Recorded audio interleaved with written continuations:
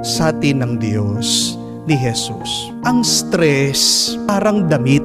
Pag yan, sinusuot mo at masikip na sa iyo, hindi na bagay, kailangan mo na yang alisin at iwan. Amen? So, number 1, para po hindi tayo ma-stress, isipin mo kung sino ka ba talaga. Hindi ikaw ang stress. Hindi ikaw ang problemang yan. Hindi ikaw ang mabigat at mahirap na karanasan. Sino ka ba talaga? Anong sabi ng Diyos? You are loved. You are special to me. You are blessed. Kaya nga, sa susunod na may karanasan ka ng stress, ulit-ulitin mo kung ano ang tingin ng Diyos sa'yo. Sabihin mo sa sarili mo, pinagpala ako. Hindi ako pinapabayaan ng Diyos. Mahal ako ng Diyos.